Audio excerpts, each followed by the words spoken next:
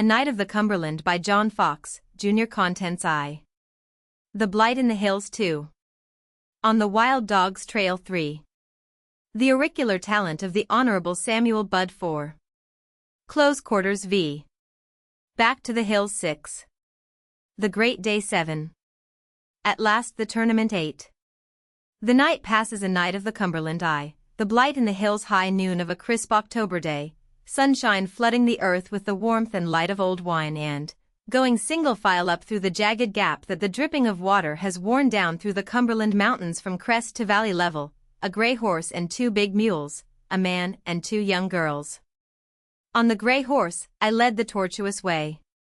After me came my small sister, and after her and like her, muleback, rode the blight dressed as she would be for a gallop in Central Park or to ride a hunter in a horse show. I was taking them, according to promise, where the feet of other women than mountaineers had never trod beyond the crest of the Big Black to the waters of the Cumberland, the lair of moonshiner and feudsman, where is yet pocketed a civilization that, elsewhere, is long ago gone. This had been a pet dream of the blights for a long time, and now the dream was coming true. The blight was in the hills. Nobody ever went to her mother's house without asking to see her, even when she was a little thing with black hair, merry face, and black eyes. Both men and women, with children of their own, have told me that she was, perhaps, the most fascinating child that ever lived. There be some who claim that she has never changed, and I am among them.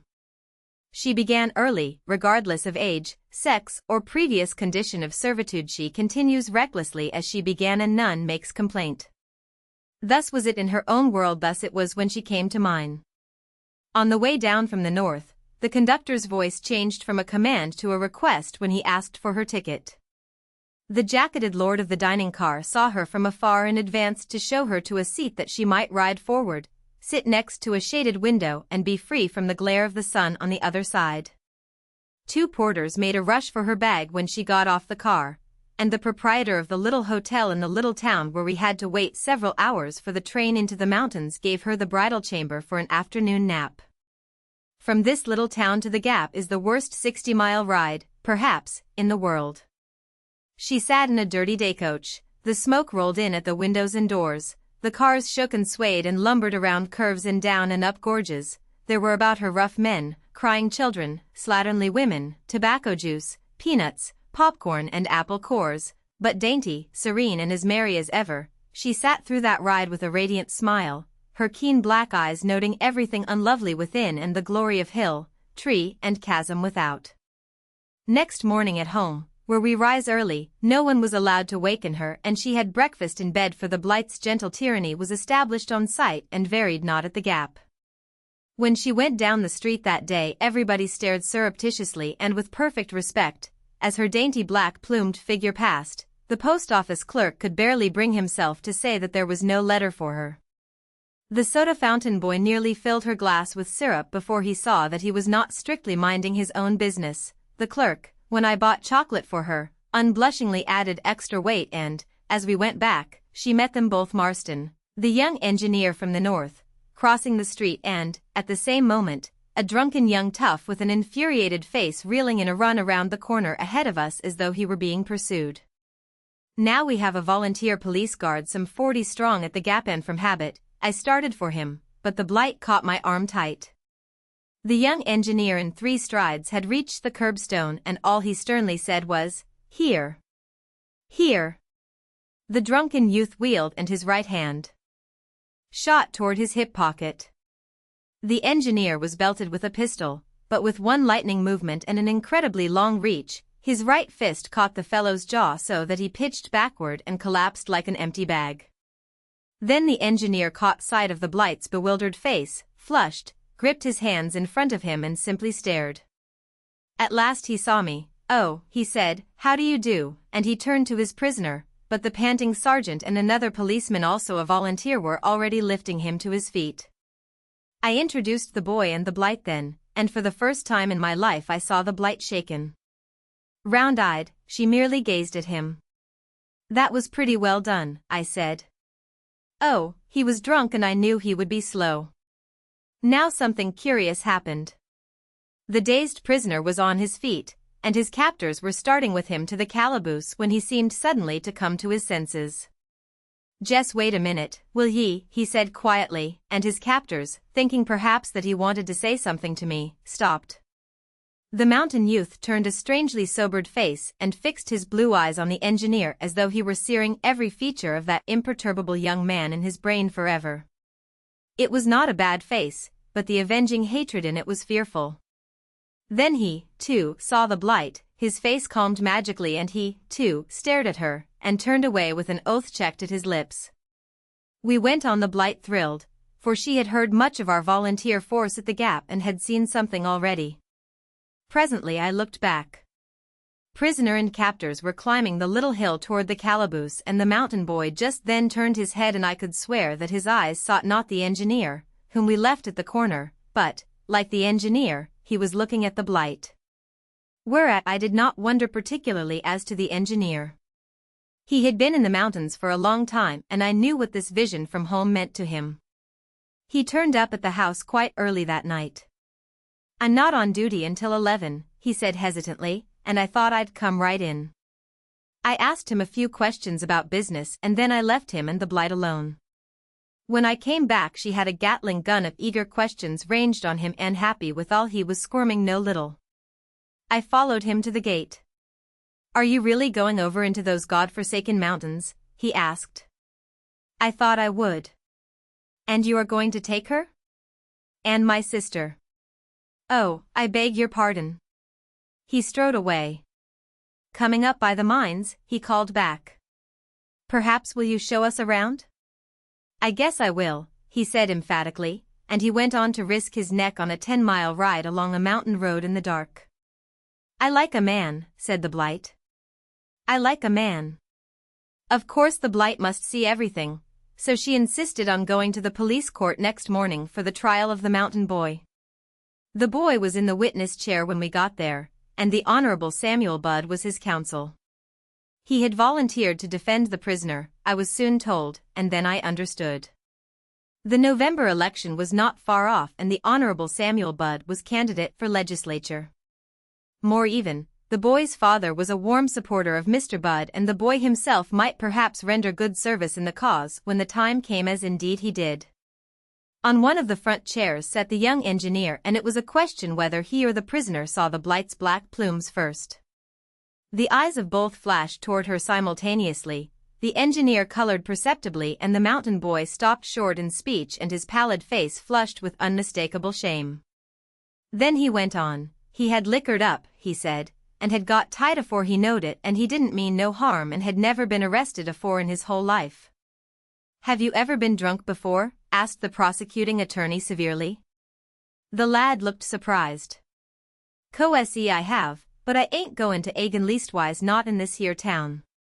There was a general laugh at this. And the aged mayor rapped loudly. "That will do," said the attorney. The lad stepped down, hitched his chair slightly so that his back was to the blight, sank down in it until his head rested on the back of the chair, and crossed his legs. The Honorable Samuel Budd arose, and the blight looked at him with wonder. His long yellow hair was parted in the middle and brushed with plaster-like precision behind two enormous ears. He wore spectacles, gold-rimmed and with great staring lenses, and his face was smooth and ageless. He caressed his chin ruminatingly and rolled his lips until they settled into a fine resultant of wisdom, patience, toleration, and firmness. His manner was profound and his voice oily and soothing. "May it please your honor, my young friend frankly pleads guilty." He paused as though the majesty of the law could ask no more. "He is a young man of naturally high and somewhat naturally, too, no doubt bibulous spirits." Homoepathically, if inversely, the result was logical. In the untrammeled life of the liberty-breathing mountains, where the stern spirit of law and order, of which your honor is the august symbol, does not prevail as it does here, thanks to your honor's wise and just dispensations, the lad has, I may say, naturally acquired a certain recklessness of mood indulgence which, however easily condoned there, must here be sternly rebuked. At the same time, he knew not the conditions here. He became exhilarated without malice, propensity, or even, I may say, consciousness. He would not have done as he has, if he had known what he knows now, and, knowing, he will not repeat the offense. I need say no more. I plead simply that your honor will temper the justice that is only yours with the mercy that is yours only. His honor was visibly affected, and to cover it his methods being informal, he said with sharp irrelevancy, "Who bailed this young feller out last night?" The sergeant spoke. "Why, Mr. Marston thar," with outstretched finger toward the young engineer. The Blight's black eyes leaped with exultant appreciation, and the engineer turned crimson. His honor rolled his quid around in his mouth once, and peered over his glasses. "I find this young feller $2 and costs." The young fellow had turned slowly in his chair, and his blue eyes blazed at the engineer with unappeasable hatred. I doubt if he had heard his honor's voice. "I want ye to know that I'm obleeged to ye, and I ain't a-goin' to forget it, but if I'd a-known hit was you, I'd a-stayed in jail and seen you in hell afore I'd a-been bounden to ye. $10 fair contempt of court." The boy was hot now. "Oh, fine and be," the Honorable Samuel Budd had him by the shoulder. The boy swallowed his voice and his starting tears of rage, and after a whisper to his honor, the Honorable Samuel led him out. Outside, the engineer laughed to the Blight. "Pretty peppery, isn't he?" But the Blight said nothing, and later we saw the youth on a gray horse crossing the bridge and conducted by the Honorable Samuel Budd, who stopped and waved him toward the mountains. The boy went on and across the plateau. The gray gap swallowed him. That night, at the post office, the Honorable Sam plucked me aside by the sleeve. "I know Marston is egging me in this race, but I'll do him a good turn just the same. You tell him to watch out for that young fellow. He's all right when he's sober, but when he's drunk, well, over in Kentucky, they call him the wild dog." Several days later we started out through that same gap. The glum stableman looked at the Blight's girths 3 times, and with my own eyes starting and my heart in my mouth, I saw her pass behind her 16-hand-high mule and give him a friendly tap on the rump as she went by. The beast gave an appreciative flop of one ear, and that was all. Had I done that, any further benefit to me or mine would be incorporated in the terms of an insurance policy. So, stating this, I believe I state the limit and can now go on to say at last that it was because she seemed to be loved by man and brute alike that a big man of her own town, whose body, big as it was yet too small for his heart, and from whose brain things went off at queer angles, always christened her perversely as the Blight. 2. On the wild dog's trail, so up we went past B Rock, Preacher's Creek and Little Looney, past the mines where high on a tipple stood the young engineer looking down at us, and looking after the Blight as we passed on into a dim rocky avenue walled on each side with rhododendrons. I waved at him and shook my head. We would see him coming back. Beyond a deserted log cabin we turned up a spur of the mountain. Around a clump of bushes we came on a gray-bearded mountaineer holding his horse by the bridle, and from a covert high above 2 more men appeared with Winchesters. The Blight breathed forth an odd whisper, "Are they moonshiners?" I nodded sagely, "Most likely," and the Blight was thrilled. They might have been squirrel hunters most innocent, but the Blight had heard much talk of moonshine stills and mountain feuds and the men who run them, and I took the risk of denying her nothing. Up and up we went, those 2 mules swaying from side to side with a motion little short of elephantine, and, by, the Blight called out, "You ride ahead and don't you dare look back." Accustomed to obeying the Blight's orders, I rode ahead with eyes to the front. Presently, a shriek made me turn suddenly. It was nothing. My little sister's mule had gone near a steep cliff, perilously near, as its rider thought, but I saw why I must not look back. Those 2 little girls were riding astride on side saddles, the booted little right foot of each dangling stirrup-laissé posture quite decorous but ludicrous. "Let us know if anybody comes," they cried. A mountaineer descended into sight around a loop of the path above. "Change cars," I shouted. They changed and, passing, were grave, demure. Then they changed again, and thus we climbed. Such a glory as was below, around and above us, the air like champagne, the sunlight rich and pouring like a flood on the gold that the beeches had strewn in the path, on the gold that the poplars still shook high above, and shimmering on the royal scarlet of the maple and the somber russet of the oak. From far below us to far above us a deep curving ravine was slashed into the mountainside as by one stroke of a gigantic scimitar. The darkness deep down was lighted up with cool green, interfused with liquid gold. Russet and yellow splashed the mountainsides beyond, and high up the maples were in a shaking blaze. The Blight's swift eyes took all in, and with indrawn breath she drank it all deep down. An hour by sun we were near the top, which was bared of trees and turned into rich farmland covered with bluegrass. Along these upland pastures, dotted with grazing cattle, and across them we rode toward the mountain wildernesses on the other side, down into which a zigzag path wriggles along the steep front of Benham's Spur. At the edge of the steep was a cabin, and a bushy-bearded mountaineer, who looked like a brigand, answered my hail. He might keep us all night, but he'd ruther not, as we could get a place to stay down the spur. Could we get down before dark? The mountaineer lifted his eyes to where the sun was breaking the horizon of the west into streaks and splashes of yellow and crimson. Oh, yes, you can get thar afore dark. Now I knew that the mountaineer idea of distance is vague, but he knows how long it takes to get from one place to another. So we started down, dropping at once into thick dark woods, and as we went looping down, the deeper was the gloom. That sun had suddenly severed all connection with the laws of gravity and sunk, and it was all the darker because the stars were not out. The path was steep and coiled downward like a wounded snake. In one place a tree had fallen across it, and to reach the next coil of the path below was dangerous. So I had the girls dismount and I led the gray horse down on his haunches. The mules refused to follow, which was rather unusual. I went back and from a safe distance in the rear. I belabored them down. They cared neither for gray horse nor crooked path, but turned of their own devilish wills along the bushy mountainside. As I ran after them, the gray horse started calmly on down, and those two girls shrieked with laughter. They knew no better. First one way and then the other down the mountain went those mules, with me after them, through thick bushes, over logs, stumps and boulders and holes, crossing the path a dozen times. What that path was there for never occurred to those long-eared half-asses, whole fools, and by, when the girls tried to shoo them down, they clambered around and above them and struck the path back up the mountain. The horse had gone down one way, the mules up the other, and there was no health in anything. The girls could not go up, so there was nothing to do but go down, which, hard as it was easier than going up. The path was not visible now. Once in a while I would stumble from it and crash through the bushes to the next coil below. Finally I went down, sliding 1 foot ahead all the time, knowing that when leaves rustled under that foot I was on the point of going astray.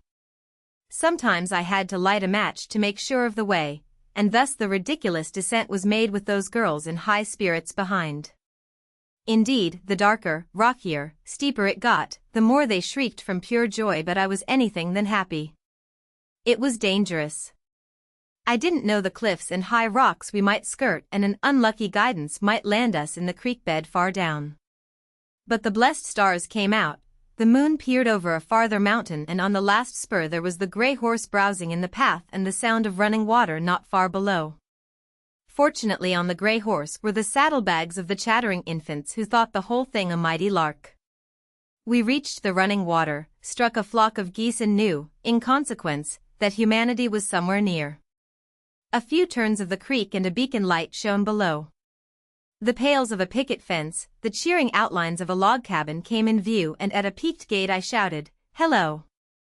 You enter no mountaineer yard without that announcing cry. It was medieval, the Blight said, positively. 2 lorn damsels, a benighted knight partially stripped of his armor by bush and sharp-edged rock, a grey palfrey. She didn't mention the impatient asses that had turned homeward, and she wished I had a horn to wind. I wanted a horn badly enough, but it was not the kind men wind.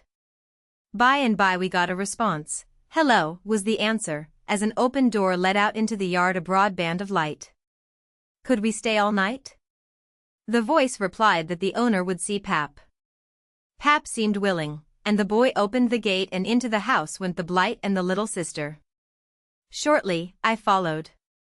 There, all in one room, lighted by a huge wood fire, rafters above, puncheon floor beneath, cane-bottomed chairs and 2 beds the only furniture.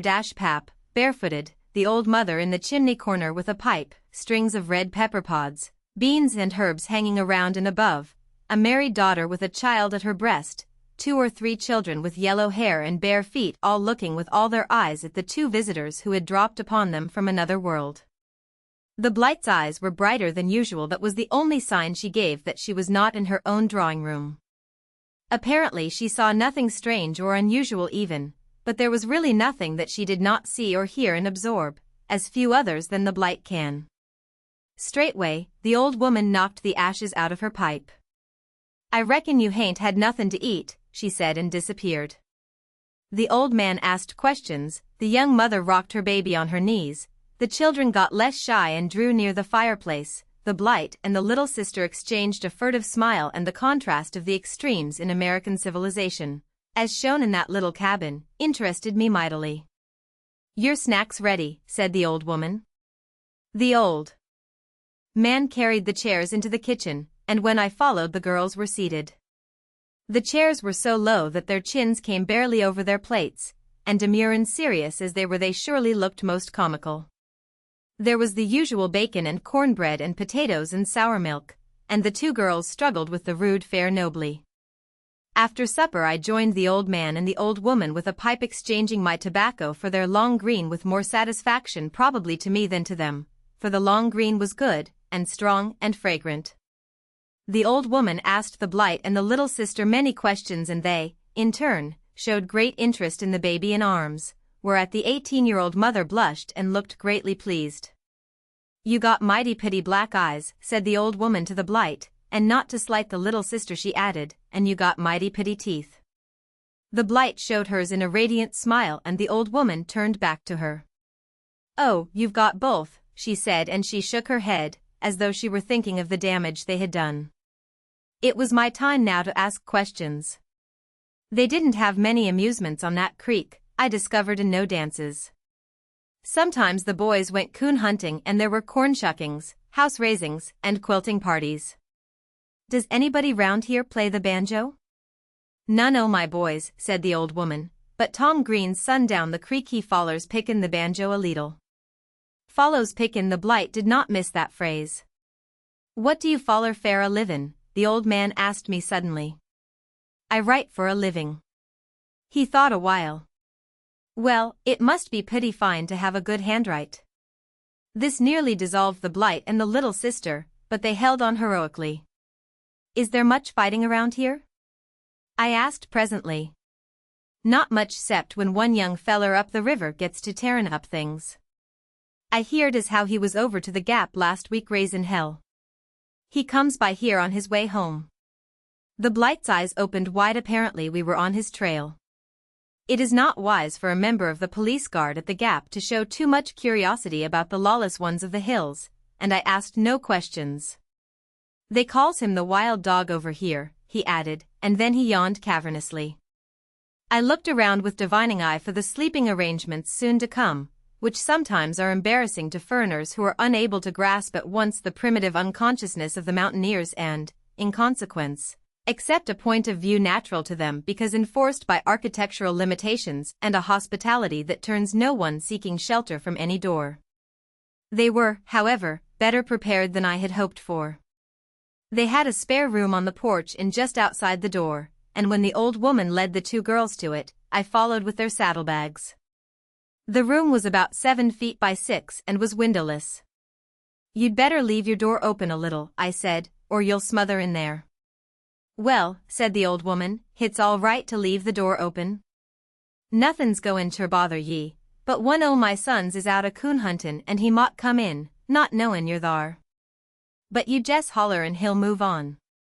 She meant precisely what she said and saw no humor at all in such a possibility, but when the door closed, I could hear those girls' stifling shrieks of laughter. Literally, that night, I was a member of the family. I had a bed to myself. The following night I was not so fortunate. In one corner, behind the head of mine, the old woman, the daughter-in-law and the baby had another in the other corner, and the old man with the two boys spread a pallet on the floor. That is the invariable rule of courtesy with the mountaineer, to give his bed to the stranger and take to the floor himself, and, in passing, let me say that never, in a long experience, have I seen the slightest consciousness, much less immodesty, in a mountain cabin in my life. The same attitude on the part of the visitors is taken for granted. Any other indeed holds mortal possibilities of offense, so that if the visitor has common sense, all embarrassment passes at once. The door was closed, the fire blazed on uncovered, the smothered talk and laughter of the two girls ceased, the coon hunter came not and the night passed in peace. It must have been near daybreak that I was aroused by the old man leaving the cabin, and I heard voices and the sound of horses' feet outside. When he came back he was grinning. "Hits your mules." "Who found them?" "The wild dog had 'em," he said. 3. The auricular talent of the Hon. Samuel Budd. Behind us came the Honorable Samuel Budd. Just when the sun was slitting the east with a long streak of fire, the Honorable Samuel was, with the jocund day, standing tiptoe in his stirrups on the misty mountain top and peering into the ravine down which we had slid the night before, and he grumbled no little when he saw that he, too, must get off his horse and slide down. The Honorable Samuel was ambitious, Southern, and a lawyer. Without saying, it goes that he was also a politician. He was not a native of the mountains, but he had cast his fortunes in the highlands, and he was taking the first step that he hoped would, before many years, land him in the national capital. He really knew little about the mountaineers, even now, and he had never been among his constituents on Devil's Fork, where he was bound now. The campaign had so far been full of humor and full of trials, not the least of which sprang from the fact that it was sorghum time. Everybody through the mountains was making sorghum, and every mountain child was eating molasses. Now, as the world knows, the straightest way to the heart of the honest voter is through the women of the land, and the straightest way to the heart of the women is through the children of the land, and one method of winning both, with rural politicians, is to kiss the babies wide and far. So as each infant, at sorghum time, has a circle of green-brown stickiness about his chubby lips, and as the Honorable Sam was averse to long sweetenin' even in his coffee, this particular political device just now was no small trial to the Honorable Samuel Budd. But in the language of one of his firmest supporters, Uncle Tommy Hendricks, the Honorable Sam done his duty, and he done it damn well. The issue at stake was the site of the new courthouse, two localities claiming the right undisputed, because they were the only two places in the county where there was enough level land for the courthouse to stand on. Let no man think this a trivial issue. There had been a similar one over on the Virginia side once, and the opposing factions agreed to decide the question by the ancient wager of battle, fist and skull. 200 men on each side, and the women of the county with difficulty prevented the fight. Just now, Mr. Budd was on his way to the pocket, the voting place of one faction where he had never been, where the hostility against him was most bitter, and, that day, he knew he was up against Waterloo, the crossing of the Rubicon, holding the pass at Thermopylae, or any other historical crisis in the history of man. I was saddling the mules when the cackling of geese in the creek announced the coming of the Honorable Samuel Budd, coming with his chin on his breast deep in thought. Still his eyes beamed cheerily, he lifted his slouched hat gallantly to the Blight and the little sister, and he would wait for us to jog along with him. I told him of our troubles, meanwhile. The wild dog had restored our mules, and the Honorable Sam beamed. He's a wonder, where is he? He never waited even for thanks. Again the Honorable Sam beamed. Ah. Just like him. He's gone ahead to help me. Well, how did he happen to be here? I asked. He's everywhere, said the Honorable Sam. How did he know the mules were ours? Easy. That boy knows everything. Well, why did he bring them back and then leave so mysteriously? The Honorable Sam silently pointed a finger at the laughing Blight ahead, and I looked incredulous. Just the same, that's another reason I told you to warn. Marston. He's already got it in his head that Marston is his rival. Pshaw. I said, for it was too ridiculous. All right, said the Honorable Sam placidly. Then why doesn't he want to see her? How do you know he ain't watching her now, for all we know? Mark me, he added, you won't see him at the speakin', but I'll bet fruitcake, egg and gingerbread he'll be somewhere around. So we went on, the two girls leading the way and the Honorable Sam now telling his political troubles to me. Half a mile down the road, a solitary horseman stood waiting, and Mr. Budd gave a low whistle. One o' my rivals, he said, from the corner of his mouth. Mornin', said the horseman, lemme see you a minute. He made a movement to draw aside, but the Honorable Samuel made a counter gesture of dissent. This gentleman is a friend of mine, he said firmly, but with great courtesy, and he can hear what you have to say to me. The mountaineer rubbed one huge hand over his stubbly chin, threw one of his long legs over the pommel of his saddle, and dangled a heavy cowhide shoe to and fro. Would you mind tellin' me what pay a member of the House of Legislator gets a day? The Honorable Sam looked surprised. I think about $2.50. And his meals? No, laughed Mr. Budd. Well, looky here, stranger. I'm a poor man and I've got a mortgage on my farm. That money don't mean nothin' to you, but if you'll draw out now and I win, I'll tell you what I'll do. He paused as though to make sure that the sacrifice was possible. I'll just give ye half of that $2.50 a day, as sure as you're a-settin' on that hoss, and you won't have to hit a dern lick to earn it. I had not the heart to smile, nor did the Honorable Samuel, so artless and simple was the man and so pathetic his appeal. You see, you'll divide my vote, and ef we both run, old Josh Barton'll get it sure. Ef you get out o' the way, I can lick him easy. Mr. Budd's answer was kind, instructive, and uplifted. My friend, said he, I'm sorry, but I cannot possibly accede to your request for the following reasons. First, it would not be fair to my constituents. Secondly, it would hardly be seeming to barter the noble gift of the people to which we both aspire. Thirdly, you might lose with me out of the way. And fourthly, I'm going to win whether you are in the way or not. The horseman slowly collapsed while the Honorable Samuel was talking, and now he threw the leg back, kicked for his stirrup twice, spat once, and turned his horse's head. I reckon you will, stranger, he said sadly, with that gift o' gab o' yourn. He turned without another word or nod of goodbye and started back up the creek whence he had come. One gone, said the Honorable Samuel Budd grimly, and I swear I'm right sorry for him. And so was I. An hour later we struck the river, and another hour upstream brought us to where the contest of tongues was to come about. No sylvan dell in Arcady could have been lovelier than the spot. Above the road, a big spring poured a clear little stream over shining pebbles into the river. Above it the bushes hung thick with autumn leaves, and above them stood yellow beeches like pillars of pale fire. On both sides of the road sat and squatted the honest voters, sour-looking, disgruntled, a distinctly hostile crowd. The Blight and my little sister drew great and curious attention as they sat on a boulder above the spring while I went with the Honorable Samuel Budd under the guidance of Uncle Tommy Hendricks, who introduced him right and left. The Honorable Samuel was cheery, but he was plainly nervous. There were two lanky youths whose names, oddly enough, were Budd. As they gave him their huge paws in lifeless fashion, the Honorable Samuel slapped one on the shoulder, with the true democracy of the politician, and said jocosely, well, we Budds may not be what you call great people, but, thank God, none of us have ever been in the penitentiary, and he laughed loudly, thinking that he had scored a great and jolly point. The two young men looked exceedingly grave and Uncle Tommy panic-stricken. He plucked the Honorable Sam by the sleeve and led him aside. I reckon you made a leetle mistake thar. Them two fellers' daddy died in the penitentiary last spring. The Honorable Sam whistled mournfully, but he looked game enough when his opponent rose to speak. Uncle Josh Barton, who had short, thick, upright hair, little sharp eyes, and a rasping voice.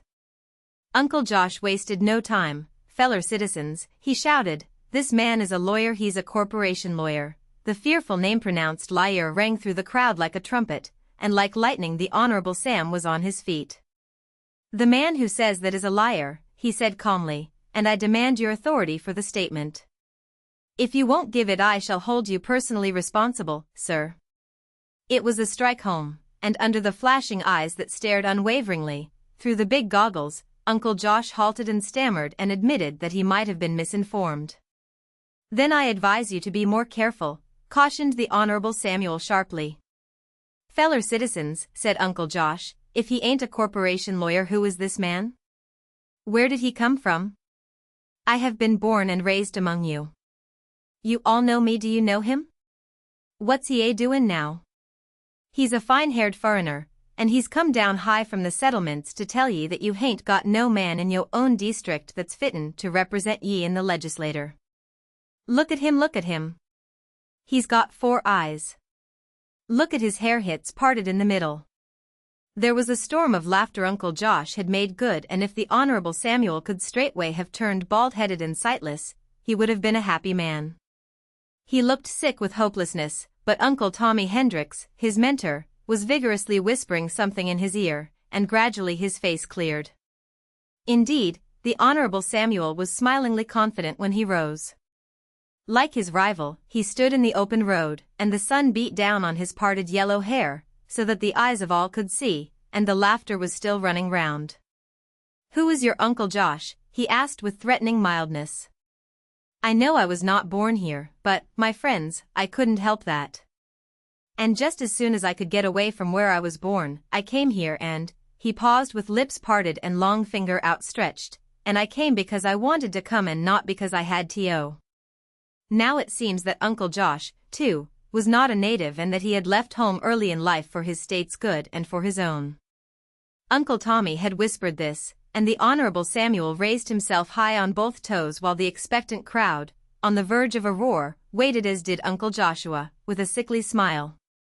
"Why did your Uncle Josh come among you?" "Because he was hoop-pulled away from home." Then came the roar, and the Honorable Samuel had to quell it with uplifted hand. "And did your Uncle Joshua marry a mountain wife?" "No, he didn't think any of your mountain women were good enough for him, so he slips down into the settlements and steals one.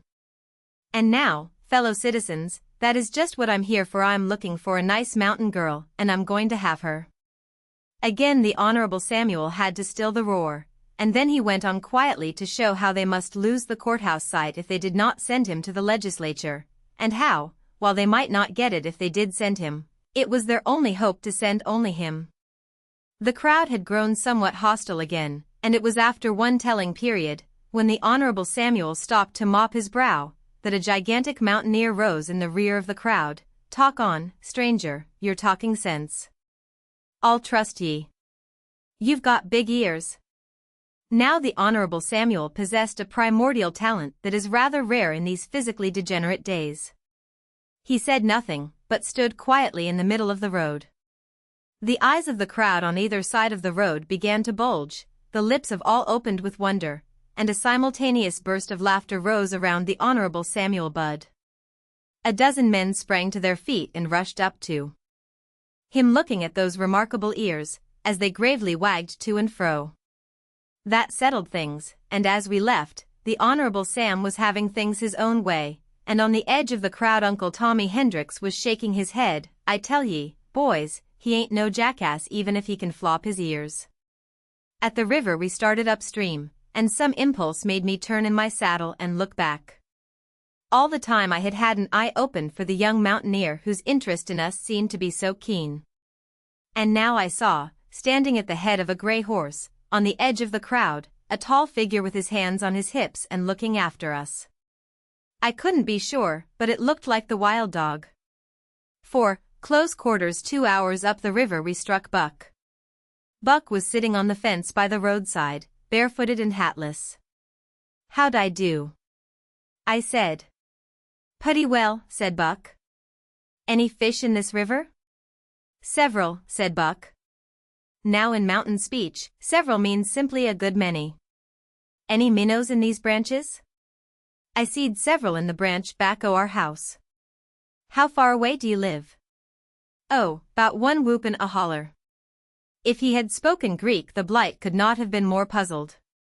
He meant he lived as far as a man's voice would carry with one yell and a holla. "Will you help me catch some?" Buck nodded. "All right," I said, turning my horse up to the fence. "Get on behind." The horse shied his hind quarters away, and I pulled him back. "Now, you can get on, if you'll be quick." Buck sat still. "Yes," he said imperturbably, "but I ain't quick." The two girls laughed aloud, and Buck looked surprised. Around a curving cornfield we went, and through a meadow which Buck said was a nigh cut. From the limb of a tree that we passed hung a piece of wire with an iron ring swinging at its upturned end. A little farther was another tree and another ring, and farther on another and another. "For heaven's sake, Buck, what are these things?" "Mart's a gittin' ready fair a tournament." "A what?" "That's what Mart calls hit." He was over to the Gap last 4th o' July, and he says fellers over thar fix up like cucklux and go chargin' on hosses and takin off them rings with a ash stick spear, Mart calls hit. He come back and he says he's goin' to win that AR tournament next 4th o' July. He's got the best hoss up this river, and on Sundays him and Dave Branham goes chargin' along here picking off these rings just flyin', and Mart can do hit, I'm tellin' ye. Dave's mighty good hisself, but he ain't now har alongside o' Mart. This was strange. I had told the Blight about our 4th of July, and how on the Virginia side the ancient custom of the tournament still survived. It was on the last 4th of July that she had meant to come to the Gap. Truly civilization was spreading throughout the hills. Who's Mart? Mart's my brother, said little Buck. He was over to the Gap not long ago, and he come back mad as hops. He stopped suddenly, and in such a way that I turned my head, knowing that caution had caught Buck. What about? Oh, nothin', said Buck carelessly, only he's been core ever since. My sister says he's got a gal over thar, and he's pickin' off these rings more'n ever now. He's going to win or bust a belly band. Well, who's Dave Branham? Buck grinned. You jes' ax my sister Molly. Thar she is. Before us was a white-framed house of logs in the porch of which stood two stalwart, good-looking girls. Could we stay all night? We could. There was no hesitation and straight we rode. Where's your father? Both girls giggled, and one said, with frank unembarrassment, Pap's tight. That did not look promising, but we had to stay just the same. Buck helped me to unhitch the mules, helped me also to catch minnows, and in half an hour we started down the river to try fishing before dark came. Buck trotted along. Have you got a wagon, Buck? What fare? To bring the fish back. Buck was not to be caught napping. We got that sled thar, but hit won't be big enough, he said gravely. And our 2-hoss wagon's out in the cornfield. We'll have to string the fish, leave 'em in the river and go fare 'em in the mornin'. All right, Buck. The Blight was greatly amused at Buck. 200 yards down the road stood his sisters over the figure of a man outstretched in the road. Unashamed, they smiled at us. The man in the road was Pap tight and they were trying to get him home. We cast into a dark pool farther down and fished most patiently, not a bite, not a nibble. Are there any fish in here, Buck? Dunno use ter be. The shadows deepened, we must go back to the house. Is there a dam below here, Buck? Yes, thar's a dam about a half-mile down the river. I was disgusted. No wonder there were no bass in that pool. Why didn't you tell me that before? You never axed me, said Buck placidly. I began winding in my line. Ain't no bottom to that pool, said Buck. Now I never saw any rural community where there was not a bottomless pool, and I suddenly determined to shake one tradition in at least one community. So I took an extra fish line, tied a stone to it, and climbed into a canoe, Buck watching me, but not asking a word. Get in, Buck. Silently he got in and I pushed off to the center. This the deepest part, Buck? I reckon so.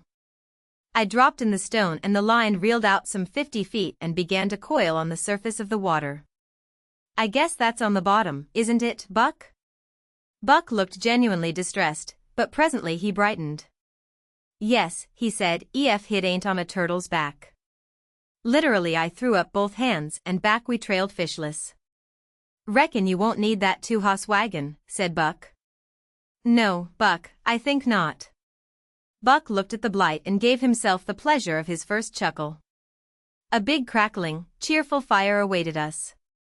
Through the door I could see, outstretched on a bed in the next room, the limp figure of Pap in alcoholic sleep. The old mother, big, kind-faced, explained, and there was a heaven of kindness and charity in her drawling voice. Dad didn't often get that away, she said, but he'd been out huntin' hogs that mornin' and had met up with some teamsters and gone to a political speakin' and had tuck a dram or two of their mean whiskey, and not havin' nothin' on his stomach, hit had all gone to his head. No, Pap didn't get that away often, and he'd be all right jess as soon as he slept it off a while. The old woman moved about with a cane and the sympathetic Blight merely looked a question at her. Yes, she'd fell down a year ago and had sort o' hurt herself, didn't do nothin', though, 'cept break one hip, she added, in her kind, patient old voice. Did many people stop there? Oh, yes, sometimes 15 at a time, they never turned nobody away. And she had a big family, little Cindy, and the 2 big girls and Buck and Mart who was out somewhere and the hired man, and yes, there was another boy, but he was fitified, said one of the big sisters. I beg your pardon, said the wondering Blight, but she knew that phrase wouldn't do, so she added politely, what did you say? Fitified. Tom has fits. He's in a asylum in the settlements. Tom come back once and he was all right, said the old mother, but he worried so much over them gals workin' so hard that it plumb throwed him off agin, and we had to send him back. Do you work pretty hard? I asked presently. Then a story came that was full of unconscious pathos, because there was no hint of complaint, simply a plain statement of daily life. They got up before the men, in order to get breakfast ready, then they went with the men into the fields, those 2 girls, and worked like men. At dark they got supper ready, and after the men went to bed they worked on washing dishes and clearing up the kitchen. They took it turn about getting supper, and sometimes, one said, she was so plumb tuckered out that she'd drap on the bed and go to sleep ruther than eat her own supper. No wonder poor Tom had to go back to the asylum. All the while the 2 girls stood by the fire looking, politely but minutely, at the 2 strange girls and their curious clothes and their boots, and the way they dressed their hair. Their hard life seemed to have hurt them none, for both were the pictures of health, whatever that phrase means. After supper Pap came in, perfectly sober, with a big ruddy face, giant frame, and twinkling gray eyes. He was the man who had risen to speak his faith in the Honorable Samuel Budd that day, on the size of the Honorable Samuel's ears. He, too, was unashamed and, as he explained his plight again, he did it with little apology. I seed ye at the speakin' today. That man Budd is a good man. He done somethin' fair a boy o' mine over at the Gap. Like little Buck, he, too, stopped short. He's a good man and I'm a-goin' to help him. Yes, he repeated, quite irrelevantly, it was hunting hogs all day with nothing to eat and only mean whiskey to drink. Mart had not come in yet, he was workin' out now. He's the best worker in these mountains, said the old woman, Mart works too hard. The hired man appeared and joined us at the fire. Bedtime came, and I whispered jokingly to the Blight, I believe I'll ask that good-looking one to set up with me. Settin' up is what courting is called in the hills. The couple sit up in front of the fire after everybody else has gone to bed. The man puts his arm around the girl's neck and whispers, then she puts her arm around his neck and whispers so that the rest may not hear. This I had related to the Blight, and now she withered me. You just do, now. I turned to the girl in question, whose name was Molly. Buck told me to ask you who Dave Branham was. Molly wheeled, blushing and angry, but Buck had darted cackling out the door. Oh, I said, and I changed the subject. What time do you get up? Oh, 'bout crack o' day. I was tired, and that was discouraging. Do you get up that early every morning? No, was the quick answer, a mornin' later. A morning later, Molly got up, each morning. The Blight laughed. Pretty soon the 2 girls were taken into the next room, which was a long one, with one bed in one dark corner, one in the other, and a third bed in the middle. The feminine members of the family all followed them out on the porch and watched them brush their teeth, for they had never seen toothbrushes before. They watched them prepare for bed, and I could hear much giggling and comment and many questions, all of which culminated, by and by, in a chorus of shrieking laughter. That climax, as I learned next morning, was over the Blight's hot water bag. Never had their eyes rested on an article of more wonder and humor than that water bag. By and by, the feminine members came back and we sat around the fire.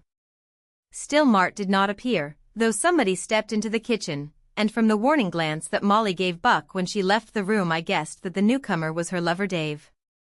Pretty soon the old man yawned. Well, mammy, I reckon this stranger's about ready to lay down, if you've got a place fair him. Get a light, Buck, said the old woman. Buck got a light a chimneyless, smoking oil lamp and led me into the same room where the Blight and my little sister were. Their heads were covered up, but the bed in the gloom of one corner was shaking with their smothered laughter. Buck pointed to the middle bed. "I can get along without that light, Buck," I said, and I must have been rather haughty and abrupt, for a stifled shriek came from under the bedclothes in the corner and Buck disappeared swiftly. Preparations for bed are simple in the mountains. They were primitively simple for me that night. Being in knickerbockers, I merely took off my coat and shoes. Presently somebody else stepped into the room and the bed in the other corner creaked. Silence for a while. Then the door opened, and the head of the old woman was thrust in. "Mart," she said coaxingly, "get up there now and climb over into bed with that AR stranger." That was Mart at last, over in the corner. Mart turned, grumbled, and, to my great pleasure, swore that he wouldn't. The old woman waited a moment. "Mart," she said again with gentle imperiousness, "get up thar now, I tell ye you've got to sleep with that thar stranger." She closed the door and with a snort Mart piled into bed with me. I gave him plenty of room and did not introduce myself. A little more dark silence, the shaking of the bed under the hilarity of those astonished, bethrilled, but thoroughly unfrightened young women in the dark corner on my left ceased, and again the door opened. This time it was the hired man, and I saw that the trouble was either that neither Mart nor Buck wanted to sleep with the hired man or that neither wanted to sleep with me. A long silence and then the boy Buck slipped in.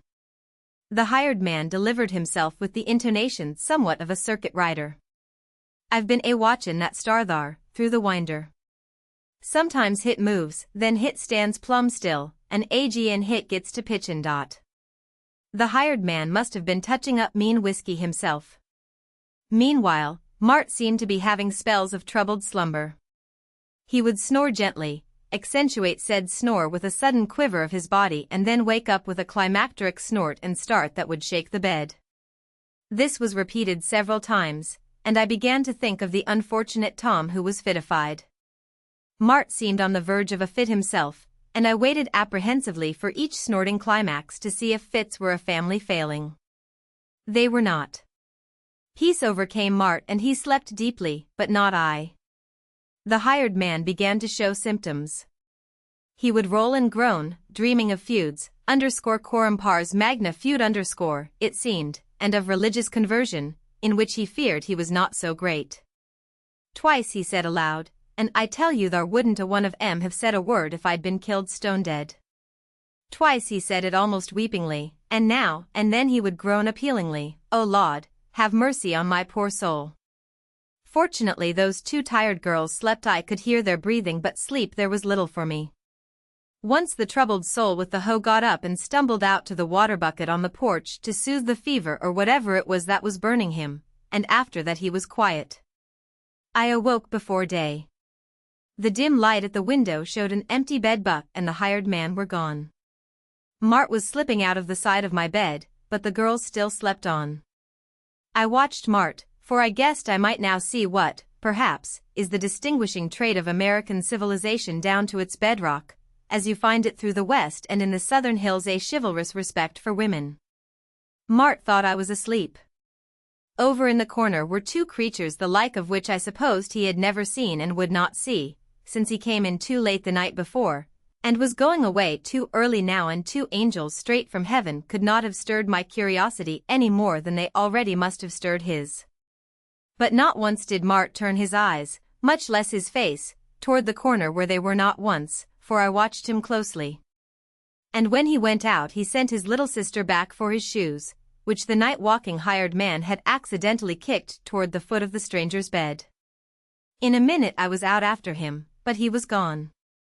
Behind me the two girls opened their eyes on a room that was empty save for them. Then the Blight spoke. This I was told later. "Dear," she said, "have our roommates gone?" "Breakfast at dawn." The mountain girls were ready to go to work. All looked sorry to have us leave. They asked us to come back again, and they meant it.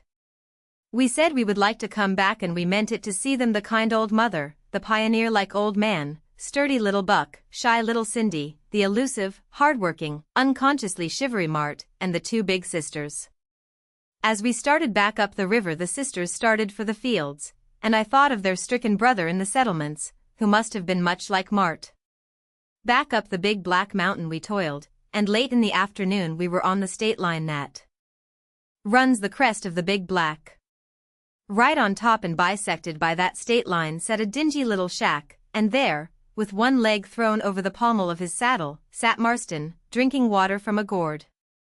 "I was coming over to meet you," he said, smiling at the Blight, who, greatly pleased, smiled back at him. The shack was a blind tiger where whiskey could be sold to Kentuckians on the Virginia side and to Virginians on the Kentucky side. Hanging around were the slouching figures of several moonshiners and the villainous fellow who ran it. "They are real ones all right," said Marston. "One of them killed a revenue officer at that front door last week, and was killed by the posse as he was trying to escape out of the back window. That house will be in ashes soon," he added. And it was. As we rode down the mountain we told him about our trip and the people with whom we had spent the night, and all the time he was smiling curiously. "Buck," he said. "Oh, yes, I know that little chap Mart had him posted down there on the river to toll you to his house to toll you," he added to the Blight.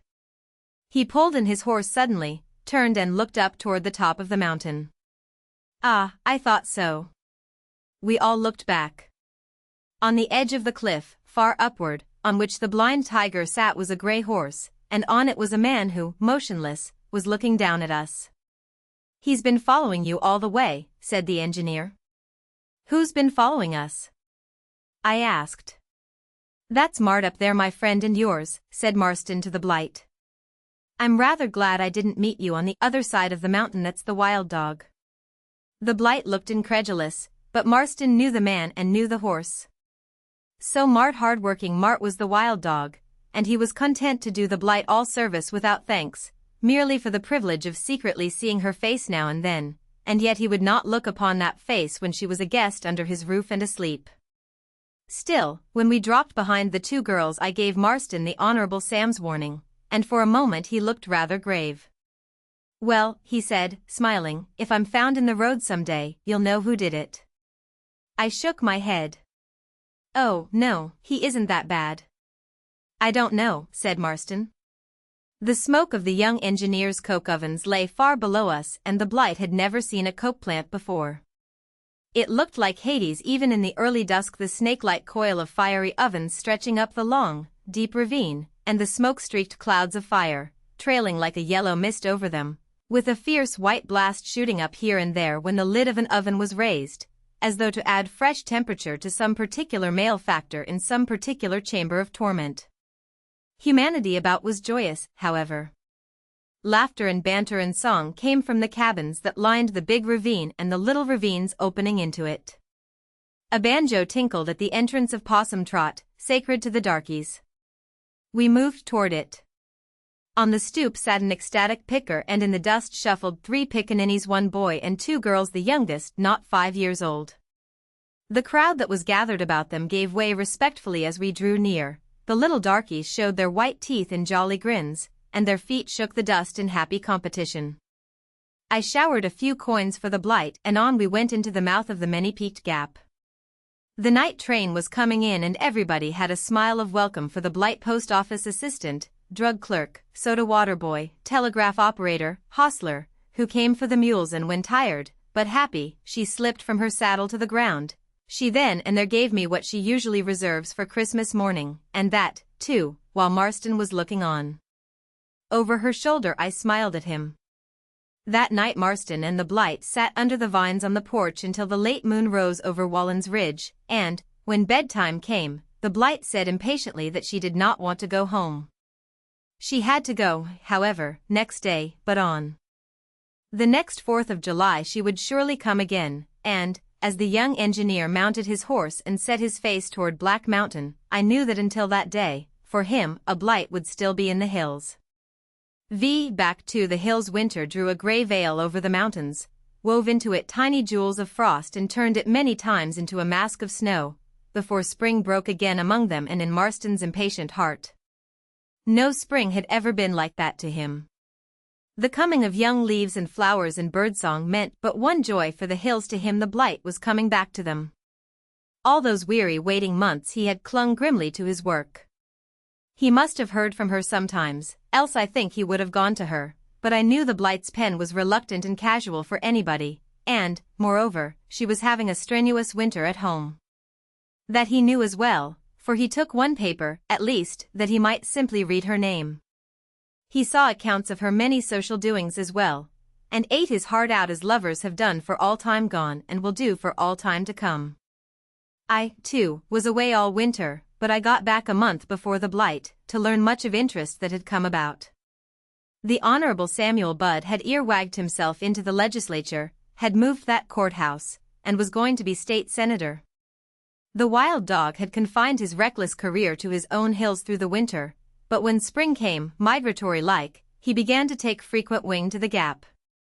So far, he and Marston had never come into personal conflict, though Marston kept ever ready for him, and several times they had met in the road, eyed each other in passing and made no hipward gesture at all.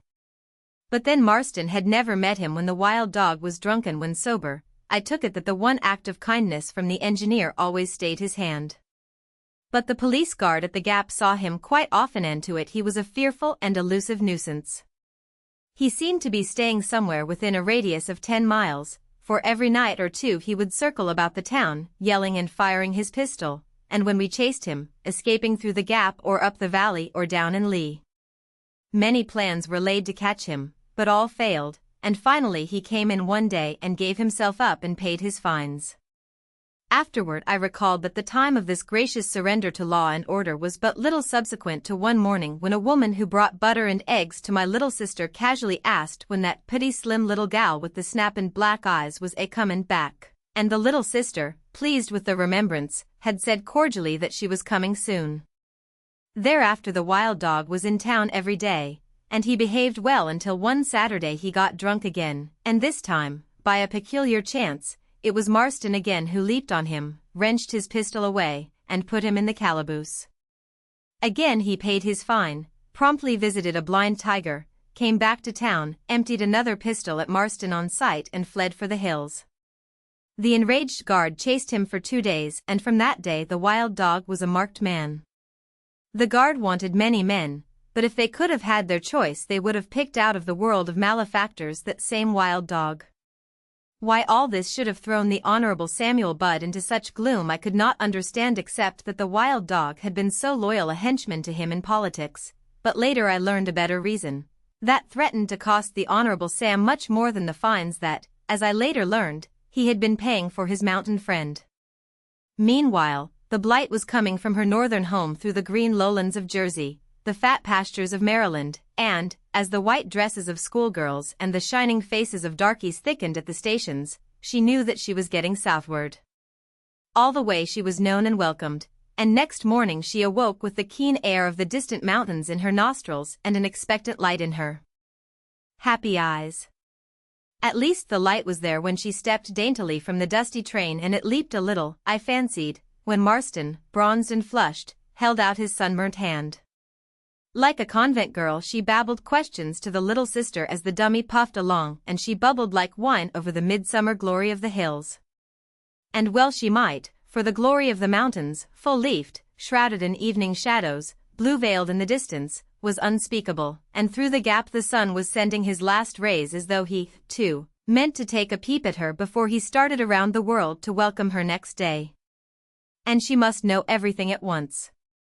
The anniversary of the great day on which all men were pronounced free and equal was only 10 days distant, and preparations were going on. There would be a big crowd of mountaineers, and there would be sports of all kinds, and games, but the tournament was to be the feature of the day. A tournament?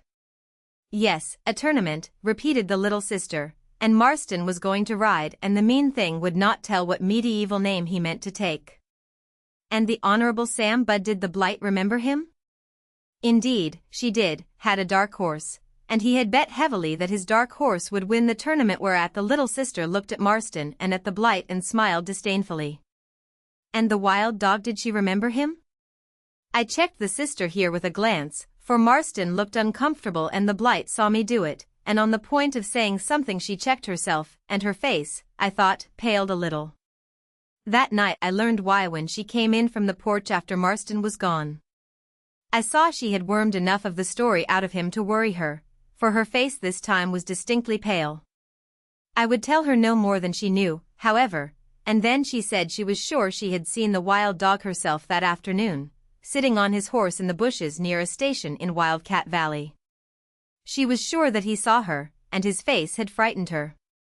I knew her fright was for Marston and not for herself, so I laughed at her fears. She was mistaken. Wild Dog was an outlaw now and he would not dare appear at the Gap, and there was no chance that he could harm her or Marston. And yet I was uneasy. It must have been a happy 10 days for those two young people.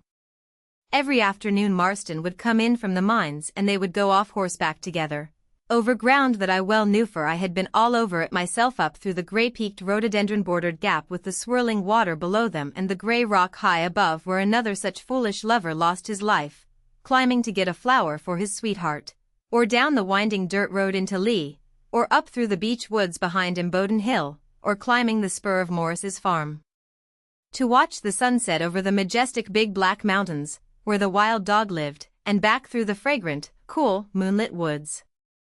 He was doing his best, Marston was, and he was having trouble as every man should. And that trouble I knew even better than he, for I had once known a southern girl who was so tender of heart that she could refuse no man who really loved her. She accepted him and sent him to her father, who did all of her refusing for her. And I knew no man would know that he had won the blight until he had her at the altar and the priestly hand of benediction was above her head. Of such kind was the blight. Every night when they came in I could read the story of the day, always in his face and sometimes in hers, and it was a series of ups and downs that must have wrung the boy's heart bloodless. Still I was in good hope for him, until the crisis came on the night before the 4th. The quarrel was as plain as though typewritten on the face of each. Marston would not come in that night and the blight went dinnerless to bed and cried herself to sleep. She told the little sister that she had seen the wild dog again peering through the bushes, and that she was frightened. That was her explanation, but I guessed a better one. 6. The great day. It was a day to make glad the heart of slave or freeman. The earth was cool from a night-long rain, and a gentle breeze fanned coolness from the north all day long. The clouds were snow-white, tumbling, ever moving, and between them the sky showed blue and deep. Grass, leaf, weed and flower were in the richness that comes to the green things of the earth just before that full tide of summer whose foam is drifting thistledown. The air was clear and the mountains seemed to have brushed the haze from their faces and drawn nearer that they, too, might better see the doings of that day. From the four winds of heaven, that morning, came the brave and the free. Up from Lee, down from Little Stone Gap, and from over in Scott, came the valley farmers horseback, in buggies, hacks, 2-horse wagons, with wives, mothers, sisters, sweethearts, in white dresses, flowered hats, and many ribbons, and with dinner baskets stuffed with good things to eat: old ham, young chicken, angel cake, and blackberry wine to be spread in the sunless shade of great poplar and oak. From Bum Hollow and Wildcat Valley and from up the slopes that lead to Cracker's Neck came smaller tillers of the soil as yet but faintly marked by the gewgaw trappings of the outer world, while from beyond High Knob, whose crown is in Cloudland, and through the Gap, came the mountaineer in the primitive simplicity of homespun and cowhide, wide-brimmed hat and poke bonnet, quaint speech, and slouching gait. Through the Gap he came in 2 streams: the Virginians from Crab Orchard and Wise and Dickinson, the Kentuckians from Letcher and feudal Harlan. Beyond the Big Black and not a man carried a weapon in sight, for the stern spirit of that police guard at the Gap was respected wide and far. Into the town, which sits on a plateau some 20 feet above the level of the 2 rivers that all but encircle it, they poured, hitching their horses in the strip of woods that runs through the heart of the place, and broad ends into a primeval park that, fan-like, opens on the oval level field where all things happen on the 4th of July. About the street they loitered, lovers hand in hand, eating fruit and candy and drinking soda water, or sat on the curbstone, mothers with babies at their breasts and toddling children clinging close, all waiting for the celebration to begin. It was a great day for the Honorable Samuel Budd. With a cheery smile and beaming goggles, he moved among his constituents, joking with yokels, saying nice things to mothers, paying gallantries to girls, and chucking babies under the chin. He felt popular, and he was so popular that he had begun to see himself with prophetic eye in a congressional seat at no distant day, and yet, withal, he was not wholly happy. "Do you know," he said, "them fellers I made bets with in the tournament got together this morning and decided, all of 'em, that they wouldn't let me off? Jerusalem, it's most $500. And, looking the picture of dismay, he told me his dilemma. It seems that his dark horse was none other than the wild dog, who had been practicing at home for this tournament for nearly a year, and now that the wild dog was an outlaw, he, of course, wouldn't and couldn't come to the Gap. And said the Honorable Sam Budd, "Them fellers says I bet I'd bring in a dark horse who would win this tournament, and if I don't bring him in, I lose just the same as though I had brought him in and he hadn't won. And I reckon they've got me." I guess they have. It would have been like pickin' money off a blackberry bush, for I was goin' to let the wild dog have that black horse o' mine, the steadiest and fastest runner in this country, and my, how that fellow can pick off the rings. He's been practicing for a year, and I believe he could run the .0 that spear of his through a lady's finger ring. You'd better get somebody else. Ah, that's it.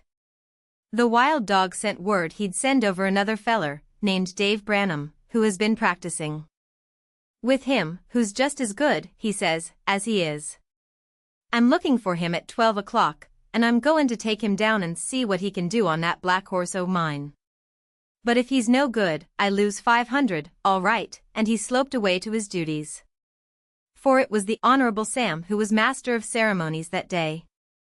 He was due now to read the Declaration of Independence in a poplar grove to all who would listen. He was to act as umpire at the championship baseball game in the afternoon, and he was to give the charge to the assembled knights before the tournament. At 10 o'clock the games began, and I took the Blight and the little sister down to the grandstand, several tiers of backless benches with leaves for a canopy and the river singing through rhododendrons behind. There was jumping broad and high, and a 100-yard dash and hurdling and throwing the hammer, which the Blight said were not interesting, they were too much like college sports, and she wanted to see the baseball game and the tournament. And yet Marston was in them all, dogged and resistless, his teeth set and his eyes anywhere but lifted toward the Blight, who, secretly proud, as I believed, but openly defiant, mentioned not his name even when he lost, which was twice only. "Pretty good, isn't he?" I said. "Who?" she said indifferently. "Oh, nobody," I said, turning to smile, but not turning quickly enough. "What's the matter with you?" asked the Blight sharply. "Nothing, nothing at all," I said, and straightway the Blight thought she wanted to go home. The thunder of the Declaration was still rumbling in the poplar grove. "That's the Honorable Sam Budd," I said. "Don't you want to hear him?" "I don't care who it is, and I don't want to hear him, and I think you are hateful." Ah, dear me, it was more serious than I thought. There were tears in her eyes, and I led the Blight and the little sister home conscience-stricken and humbled. Still I would find that young jackanapes of an engineer and let him know that anybody who made the Blight unhappy must deal with me. I would take him by the neck and pound some sense into him. I found him lofty, uncommunicative, perfectly alien to any consciousness that I could have any knowledge of what was going or any right to poke my nose into anybody's business, and I did nothing except go back to lunch to find the Blight upstairs and the little sister indignant with me. "You just let them alone," she said severely.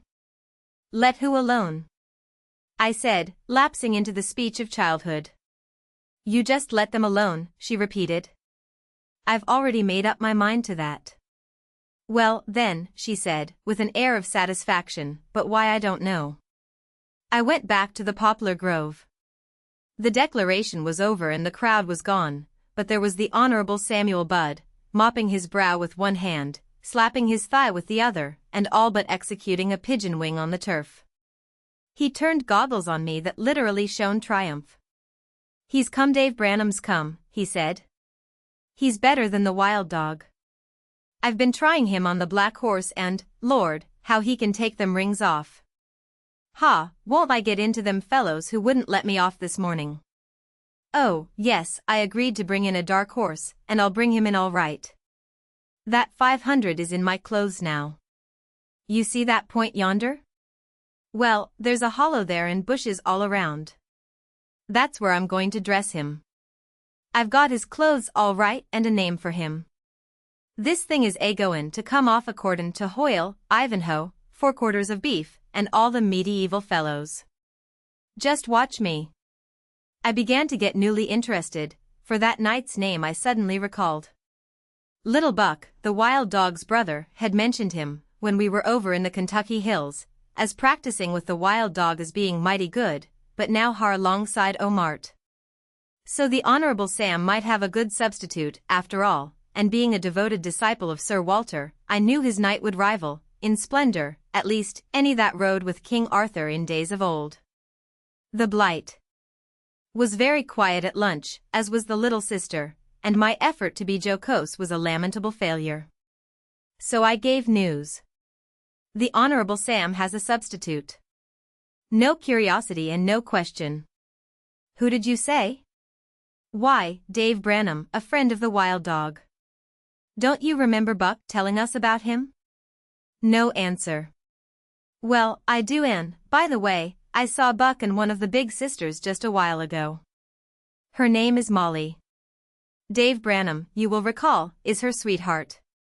The other big sister had to stay at home with her mother and little Cindy, who's sick. Of course, I didn't ask them about Mart the wild dog. They knew I knew and they wouldn't have liked it. The wild dog's around, I understand, but he won't dare show his face. Every policeman in town is on the lookout for him. I thought the Blight's face showed a signal of relief. I'm going to play shortstop, I added. Oh, said the Blight, with a smile, but the little sister said with some scorn, you. I'll show you, I said, and I told the Blight about baseball at the Gap. We had introduced baseball into the region, and the Valley boys and mountain boys, being swift runners, throwing like a rifle shot from constant practice with stones, and being hard as nails, caught the game quickly and with great ease. We beat them all the time at first, but now they were beginning to beat us. We had a league now, and this was the championship game for the pennant. It was right funny the first time we beat a native team. Of course, we got together and cheered 'em. They thought we were cheering ourselves, so they got red in the face, rushed together and hooped it up for themselves for about half an hour. The Blight almost laughed. We used to have to carry our guns around with us at first when we went to other places, and we came near having several fights. Oh, said the Blight excitedly. Do you think there might be a fight this afternoon? Don't know, I said, shaking my head. It's pretty hard for 18 people to fight when 9 of them are policemen and there are 40 more around. Still, the crowd might take a hand. This, I saw, quite thrilled the Blight, and she was in good spirits when we started out.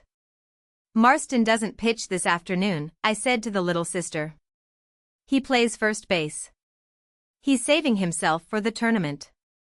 He's done too much already. The Blight merely turned her head while I was speaking. And the Honorable Sam will not act as umpire. He wants to save his voice and his head. The seats in the grandstand were in the sun now, so I left the girls in a deserted bandstand that stood on stilts under trees on the southern side of the field, and on a line midway between third base and the position of shortstop. Now there is no enthusiasm in any sport that equals the excitement aroused by a rural baseball game, and I never saw the enthusiasm of that game outdone except by the excitement of the tournament that followed that afternoon. The game was close, and Marston and I assuredly were stars. Marston one of the first magnitude. Goose egg on one side matched goose egg on the other until the end of the 5th inning, when the engineer knocked a home run. Spectators threw their hats into the trees, yelled themselves hoarse, and I saw several old mountaineers who understood no more of baseball than of the lost _digama_ in Greek going wild with the general contagion. During these innings I had assisted in 2 doubles and had fired in 3 daisy cutters to first myself in spite of the guying I got from the opposing rooters. 4 Eyes they called me on account of my spectacles until a new nickname came at the last half of the 9th inning, when we were in the field with the score 4-3 in our favor. It was then that a small, fat boy with a paper megaphone longer than he was waddled out almost to first base and leveling his trumpet at me, thundered out in a sudden silence, "Hello, Foxy Grandpa." That was too much. I got rattled, and when there were 3 men on bases and 2 out, a swift grounder came to me. I fell catching it and threw wildly to first from my knees. I heard shouts of horror, anger, and distress from everywhere, and my own heart stopped beating. I had lost the game, and then Marston leaped in the air. Surely it must have been 4 feet, caught the ball with his left hand and dropped back on the bag. The sound of his foot on it and the runner's was almost simultaneous, but the umpire said Marston's was there first. Then bedlam. One of my brothers was umpire, and the captain of the other team walked threateningly out toward him, followed by 2 of his men with baseball bats. As I started off myself towards them, I saw, with the corner of my eye, another brother of mine start in a run from the left field, and I wondered why a third, who was scoring, sat perfectly still in his chair, particularly as a well-known, red-headed tough from one of the mines who had been officiously antagonistic ran toward the pitcher's box directly in front of him. Instantly a dozen of the guards sprang toward it. Some man pulled his pistol, a billy cracked straightway on his head, and in a few minutes order was restored. And still the brother scoring hadn't moved from his chair, and I spoke to him hotly. "Keep your shirt on," he said easily, lifting his scorecard with his left hand and showing his right clinched about his pistol under it. I was just waiting for that redhead to make a move. I guess I'd have got him first. I walked back to the Blight and the little sister, and both of them looked very serious and frightened. "I don't think I want to see a real fight, after all," said the Blight. "Not this afternoon." It was a little singular and prophetic, but just as the words left her lips, one of the police guard handed me a piece of paper. "Somebody in the crowd must have dropped it in my pocket," he said. On the paper were scrawled these words, _look out for the wild dog, _ I sent the paper to Marston. 7, at last the tournament at last the tournament. Ever afterward the Honorable Samuel Budd called it the gentle and joyous passage of arms, not of Ashby but of the Gap, by Sue. The Honorable Samuel had arranged it as nearly after Sir Walter as possible. And a sudden leap it was from the most modern of games to a game most ancient. No knights of old ever jousted on a lovelier field than the green little valley toward which the Honorable Sam waved one big hand. It was level, shorn of weeds, elliptical in shape, and bound in by trees that ran in a semicircle around the bank of the river, shut in the southern border, and ran back to the northern extremity in a primeval little forest that wood thrushes, even then, were making musical, all of it shut in by a wall of living green, save for one narrow space through which the knights were to enter. In front waved Wallen's leafy ridge, and behind rose the Cumberland range, shouldering itself spur by spur into the coming sunset and crashing eastward into the mighty bulk of Powell's Mountain, which loomed southward from the head of the valley, all nodding sunny plumes of chestnut. The Honorable Sam had seen us coming from afar, apparently, had come forward to meet us, and he was in high spirits. "I am Prince John and Waldemar and all the rest of 'em this day," he said, "and it is thus," quoting Sir Walter, "that we set the dutiful example of loyalty to the Queen of Love and Beauty, and are ourselves her guide to the throne which she must this day occupy." And so saying, the Honorable Sam marshalled the Blight to a seat of honor next his own. "And how do you know she is going to be the Queen of Love and Beauty?" asked the little sister. The Honorable Sam winked at me. "Well, this tournament lies between 2 gallant knights. One will make her the queen of his own accord if he wins, and if the other wins, he's got to, or I'll break his head. I've given orders." And the Honorable Sam looked about right and left on the people who were his that day. "Observe the nobles and ladies," he said, still following Sir Walter, and waving at the townspeople and visitors in the rude grandstand. "Observe the yeomanry and spectators of a better degree than the mere vulgar waving at the crowd on either side of the stand, and the promiscuous multitude down the river banks and over the woods and clinging to the treetops and to yon telegraph pole. And there is my herald," pointing to the cornetist of the local band, "and wait by my halidom, please, just wait until you see my knight on that black charger o' mine." The Blight and the little sister were convulsed, and the Honorable Sam went on, "Look at my men-at-arms, the volunteer policemen with bulging hip pockets, dangling billies and gleaming shields of office, and at my refreshment tents behind, where peanuts and pink lemonade were keeping the multitude busy, and my attendants, colored gentlemen with sponges and water buckets. The armorers and farriers haven't come yet. But my knight I got his clothes in New York, just wait, love of ladies and glory to the brave. Just then there was a commotion on the free seats on one side of the grandstand. A darky starting, in all ignorance, to mount them was stopped and jostled none too good-naturedly back to the ground. And see, mused the Honorable Sam, in lieu of the dog of an unbeliever we have a dark analogy in that son of Ham. The little sister plucked me by the sleeve and pointed toward the entrance. Outside and leaning on the fence were Molly, the big sister, and little Buck. Straightway I got up and started for them. They hung back, but I persuaded them to come, and I led them to seats 2 tiers below the blight who, with my little sister, rose smiling to greet them and shake hands, much to the wonder of the nobles and ladies close about, for Molly was in brave and dazzling array, blushing fiercely, and little Buck looked as though he would die of such conspicuousness. No embarrassing questions were asked about Mart or Dave Branham, but I noticed that Molly had purple and crimson ribbons clinched in one brown hand. The purpose of them was plain, and I whispered to the blight, she's going to pin them on Dave's lance. The Honorable Sam heard me. Not on your life, he said emphatically. I ain't talking chances, and he nodded toward the blight. She's got to win, no matter who loses. He rose to his feet suddenly. Glory to the brave, they re-comin'. Toot that horn, son, he said, they're comin', and the band burst into discordant sounds that would have made the wild barbaric music on the field of Ashby sound like a lullaby. The blight stifled her laughter over that amazing music with her handkerchief, and even the Honorable Sam scowled. Gee, he said, it is pretty bad, isn't it? Here they come. The nobles and ladies on the grandstand, the yeomanry and spectators of better degree, and the promiscuous multitude began to sway expectantly, and over the hill came the knights, single file, gorgeous in velvets and in caps, with waving plumes and with polished spears, vertical, resting on the right stirrup foot and gleaming in the sun. A goodly array, murmured the Honorable Sam. A crowd of small boys gathered at the fence below, and I observed the Honorable Sam's pockets bulging with peanuts. Largesse, I suggested. Good, he said, and rising he shouted, Largesse. Largesse, scattering peanuts by the handful among the scrambling urchins.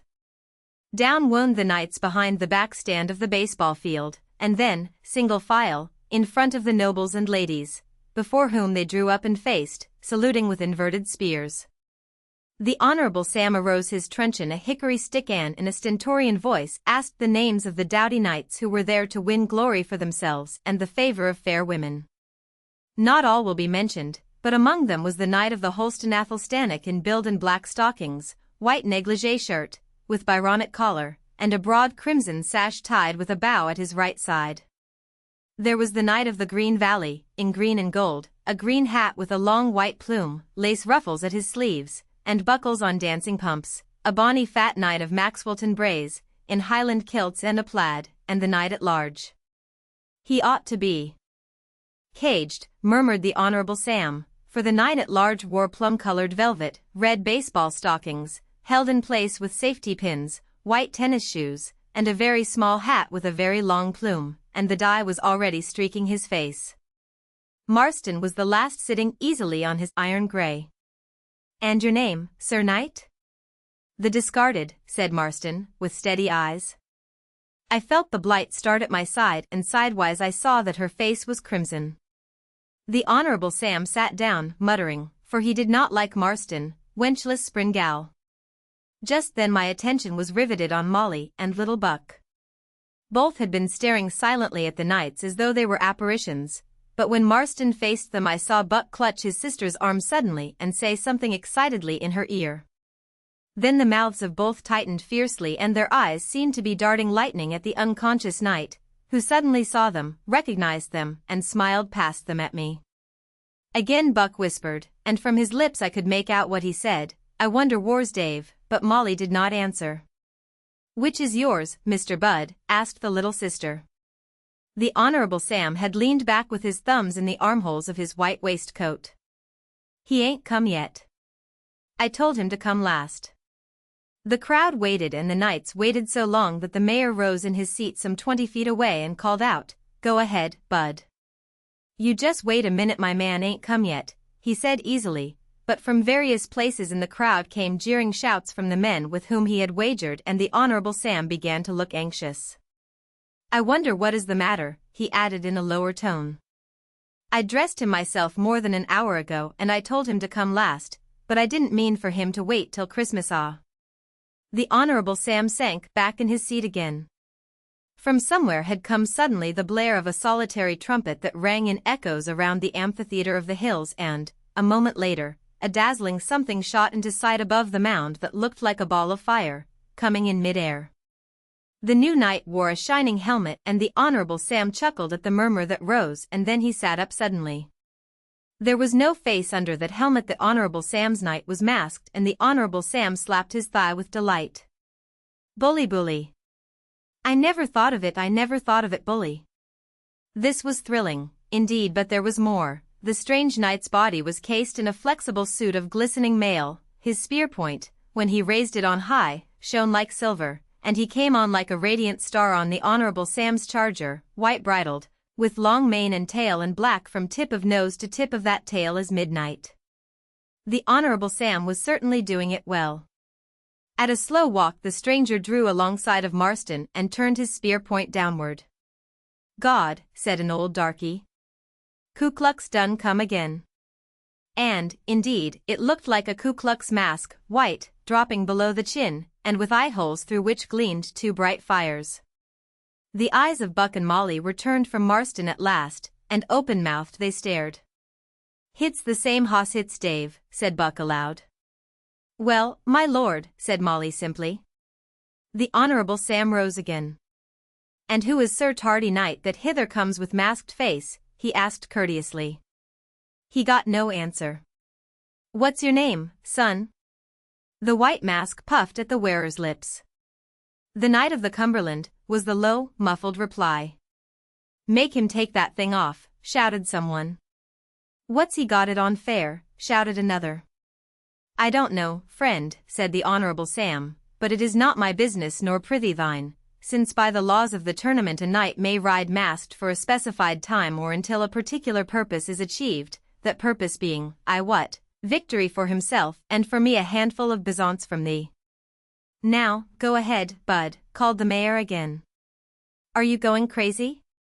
The Honorable Sam stretched out his arms once to loosen them for gesture, thrust his chest out, and uplifted his chin. "Fair ladies, nobles of the realm, and good knights," he said sonorously, and he raised one hand to his mouth and behind it spoke aside to me. How's my voice? "Great." His question was genuine, for the mask of humor had dropped and the man was transformed. I knew his inner seriousness, his oratorical command of good English, and I knew the habit, not uncommon among stump speakers in the South, of falling, through humor, carelessness, or for the effect of flattering comradeship, into all the lingual sins of rural speech, but I was hardly prepared for the soaring flight the Honorable Sam took now. He started with one finger pointed heavenward. "The knights are dust and their good swords are rast, their souls are with the saints, we trust. Skepticism is but a harmless phantom in these mighty hills. We believe that with the saints is the good knight's soul, and if, in the radiant unknown, the eyes of those who have gone before can pierce the little shadow that lies between, we know that the good knights of old look gladly down on these good knights of today. For it is good to be remembered.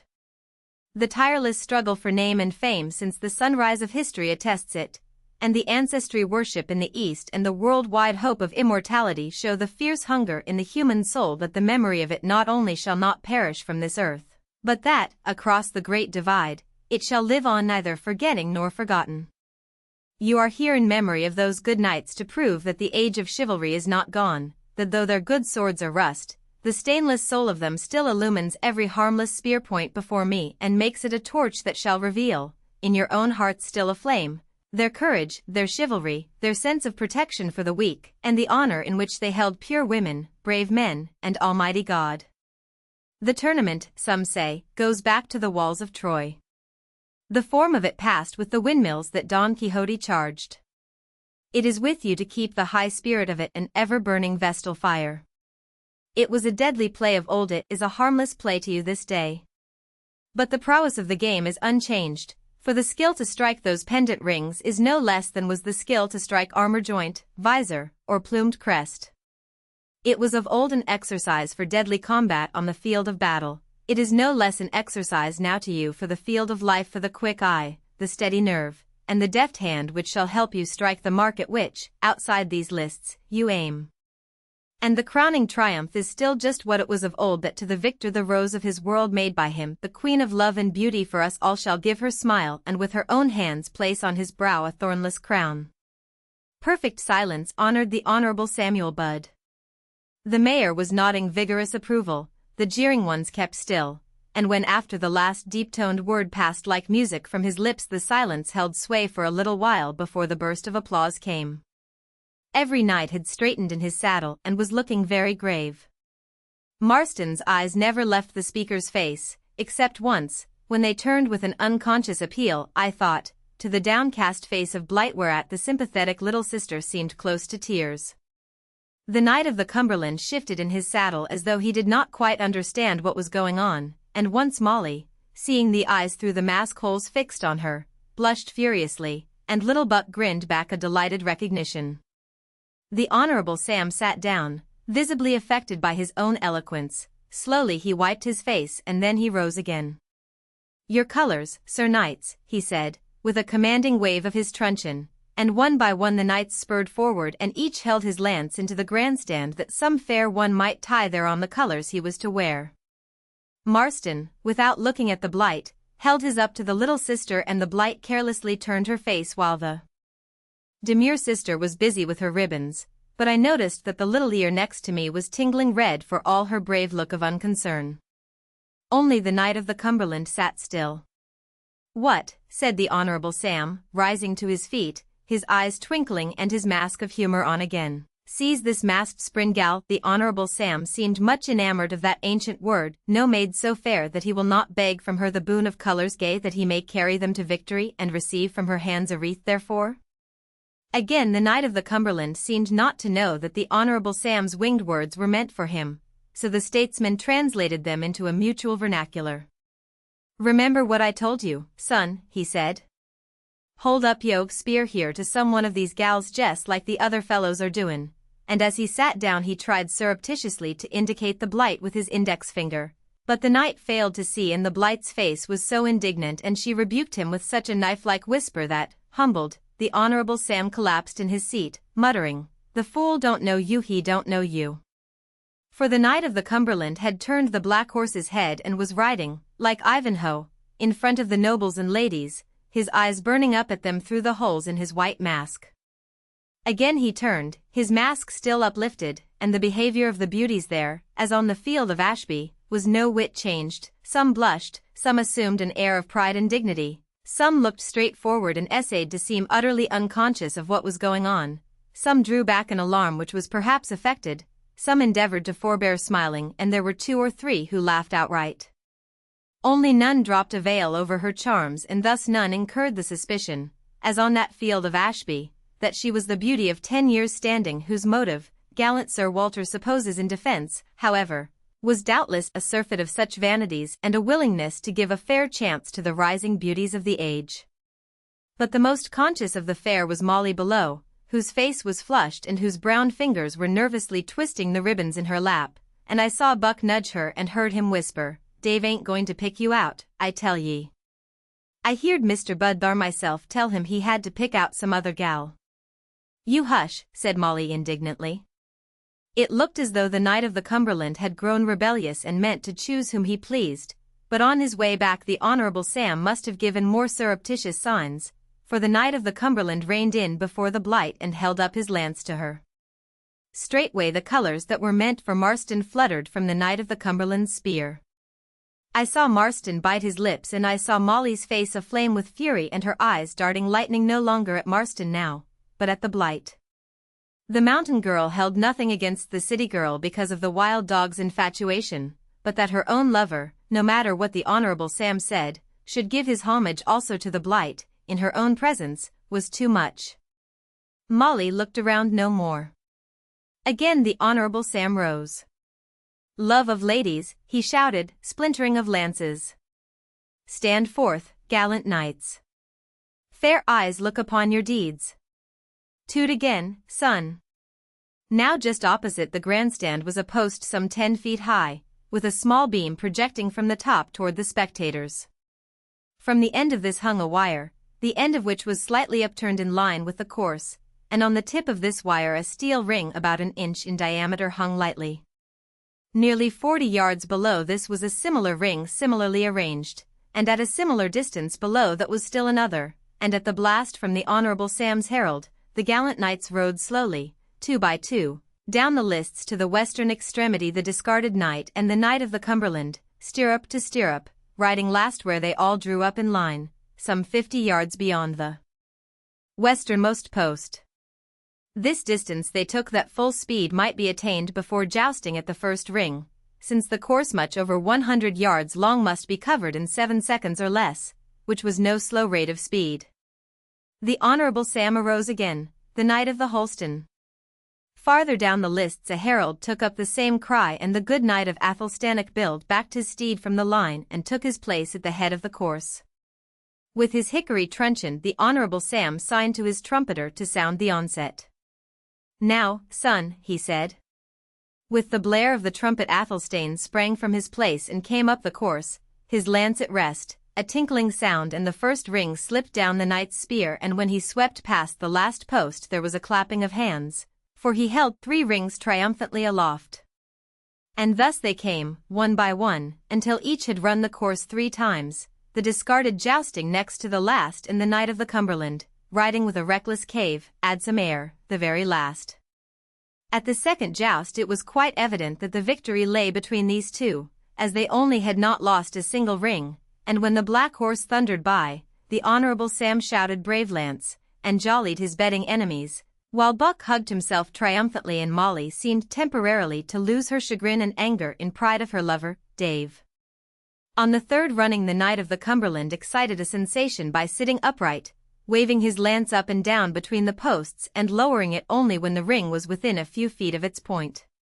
His recklessness cost him 1 ring, but as the discarded had lost 1, they were still tied, with 8 rings to the credit of each, for the first prize.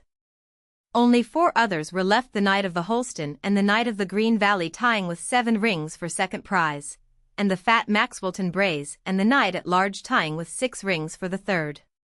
The crowd was eager now and the Honorable Sam confident. On came the knight at large, his face a rainbow, his plume wilted and 1 red baseball stocking slipped from its moorings 2 rings. On followed the fat Maxwelton, his plaid streaming and his kilts flapping about his fat legs, also 2 rings. "Egad," quoth the Honorable Sam. "Did yon lusty trencherman of Annie Laurie's but put a few more layers of goodly flesh about his ribs, thereby projecting more his frontal Falstaffian proportions, by my halidom, he would have to joust tandem." On came Athelstane and the knight of the Green Valley, both with but 2 rings to their credit, and on followed the discarded, riding easily, and the knight of the Cumberland again waving his lance between the posts, each with 3 rings on his spear. At the end the knight at large stood third, Athelstane second, and the discarded and the knight of the Cumberland stood side by side at the head of the course, still even, and now ready to end the joust, for neither on the second trial had missed a ring. The excitement was intense now. Many people seemed to know who the knight of the Cumberland was, for there were shouts of "Go it, Dave," from everywhere. The rivalry of class had entered the contest, and now it was a conflict between native and foreigner. The Honorable Sam was almost beside himself with excitement. Now and then some man with whom he had made a bet would shout jeeringly at him and the Honorable Sam would shout back defiance. But when the trumpet sounded he sat leaning forward with his brow wrinkled and his big hands clenched tight. Marston sped up the course first 3 rings and there was a chorus of applauding yells. "His horse is gettin' tired," said the Honorable Sam jubilantly, and the Blight's face, I noticed, showed for the first time faint traces of indignation. The knight of the Cumberland was taking no theatrical chances now, and he came through the course with level spear and, with 3 rings on it, he shot by like a thunderbolt. "Hooray!" shouted the Honorable Sam. "Lord, what a horse!" For the first time the Blight, I observed, failed to applaud, while Molly was clapping her hands and Buck was giving out shrill yells of encouragement. At the next tilt the Honorable Sam had his watch in his hand, and when he saw the discarded digging in his spurs he began to smile, and he was looking at his watch when the little tinkle in front told him that the course was run. "Did he get 'em all?" "Yes, he got 'em all," mimicked the blight. "Yes, and he just did make it," chuckled the Honorable Sam. The discarded had wheeled his horse aside from the course to watch his antagonist. He looked pale and tired, almost as tired as his foam-covered steed, but his teeth were set and his face was unmoved as the Knight of the Cumberland came on like a demon, sweeping off the last ring with a low, rasping oath of satisfaction. "I never seed Dave ride that away afore," said Molly. "Me, neither," chimed in Buck. The nobles and ladies were waving handkerchiefs, clapping hands, and shouting. The spectators of better degree were throwing up their hats, and from every part of the multitude the same hoarse shout of encouragement rose, "Go it, Dave! Hooray for Dave!" While the boy on the telegraph pole was seen to clutch wildly at the crossbar on which he sat, he had come near tumbling from his perch. The two knights rode slowly back to the head of the lists, where the discarded was seen to dismount and tighten his girth. "He's tryin' to get time to rest," said the Honorable Sam. "Toot, son." "Shame," said the little sister and the blight both at once so severely that the Honorable Sam quickly raised his hand. "Hold on," he said, and with hands still uplifted he waited till Marston was mounted again. "Now." The discarded came on, using his spurs with every jump, the red of his horse's nostrils showing that far away, and he swept on, spearing off the rings with deadly accuracy and holding the three aloft, but having no need to pull in his panting steed, who stopped of his own accord.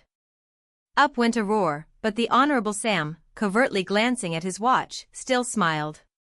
That watch he pulled out when the Knight of the Cumberland started, and he smiled still when he heard the black horse's swift, rhythmic beat, and he looked up only when that knight, shouting to his horse, moved his lance up and down before coming to the last ring and, with a daredevil yell, swept it from the wire.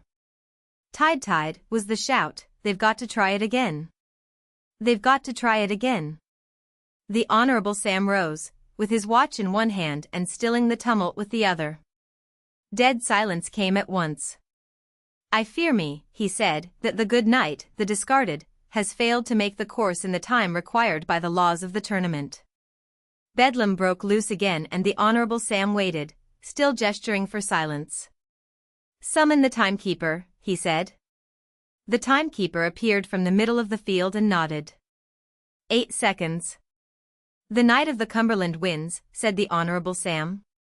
The little sister, unconscious of her own sad face, nudged me to look at the blight. There were tears in her eyes. Before the grandstand the knights slowly drew up again. Marston's horse was so lame and tired that he dismounted and let a darky boy lead him under the shade of the trees. But he stood on foot among the other knights, his arms folded, worn out and vanquished, but taking his bitter medicine like a man. I thought the blight's eyes looked pityingly upon him. The Honorable Sam arose with a crown of laurel leaves in his hand. "You have fairly and gallantly won, Sir Knight of the Cumberland, and it is now your right to claim and receive from the hands of the Queen of Love and Beauty the chaplet of honor which your skill has justly deserved. Advance, Sir Knight of the Cumberland, and dismount." The Knight of the Cumberland made no move nor sound. "Get off yo hoss, son," said the Honorable Sam kindly, "and get down on yo knees at the feet of them steps. This fair young queen is a-goin' to put this chaplet on your shirneen brow. That horse'll stand." The Knight of the Cumberland, after a moment's hesitation, threw his leg over the saddle and came to the steps with a slouching gait and looking about him right and left. The blight, blushing prettily, took the chaplet and went down the steps to meet him. "Unmask," I shouted. "Yes, son," said the Honorable Sam, "take that rag off." Then Molly's voice, clear and loud, startled the crowd. "You better not, Dave Branham, fair if you do and this other gal puts that thing on you, you'll never." What penalty she was going to inflict, I don't know, for the Knight of the Cumberland, half kneeling, sprang suddenly to his feet and interrupted her. "Wait a minute, will ye?" he said almost fiercely, and at the sound of his voice Molly rose to her feet and her face blanched. "Lord God," she said almost in anguish, and then she dropped quickly to her seat again. The knight of the Cumberland had gone back to his horse as though to get something from his saddle. Like lightning he vaulted into the saddle, and as the black horse sprang toward the opening tore his mask from his face, turned in his stirrups, and brandished his spear with a yell of defiance, while a dozen voices shouted, "The wild dog!" Then was there an uproar. "God Almighty!" shouted the Honorable Sam. "I didn't do it, I swear I didn't know it. He's tricked me, he's tricked me. Don't shoot, you might hit that hoss." There was no doubt about the Honorable Sam's innocence. Instead of turning over an outlaw to the police, he had brought him into the inner shrine of law and order, and he knew what a political asset for his enemies that insult would be. And there was no doubt of the innocence of Molly and Buck as they stood, Molly wringing her hands and Buck with open mouth and startled face. There was no doubt about the innocence of anybody other than Dave Branham and the daredevil knight of the Cumberland. Marston had clutched at the wild dog's bridle and missed, and the outlaw struck savagely at him with his spear. Nobody dared to shoot because of the scattering crowd, but every knight and every mounted policeman took out after the outlaw, and the beating of hoofs pounded over the little mound and toward Poplar Hill. Marston ran to his horse at the upper end, threw his saddle on, and hesitated. There were enough after the wild dog and his horse was blown. He listened to the yells and sounds of the chase encircling Poplar Hill. The outlaw was making for Lee. All at once the yells and hoofbeats seemed to sound nearer, and Marston listened, astonished. The wild dog had wheeled and was coming back. He was going to make for the gap, where sure safety lay. Marston buckled his girth, and as he sprang on his horse, unconsciously taking his spear with him, the wild dog dashed from the trees at the far end of the field. As Marston started, the wild dog saw him, pulled something that flashed from under his coat of mail, thrust it back again, and brandishing his spear, he came, full speed and yelling, up the middle of the field. It was a strange thing to happen in these modern days, but Marston was an officer of the law and was between the wild dog and the ford and liberty through the gap, into the hills. The wild dog was an outlaw. It was Marston's duty to take him. The law does not prescribe with what weapon the lawless shall be subdued, and Marston's spear was the only weapon he had. Moreover, the wild dog's yell was a challenge that set his blood afire, and the girl both loved was looking on. The crowd gathered. The meaning of the joust. The knights were crashing toward each other with spears at rest.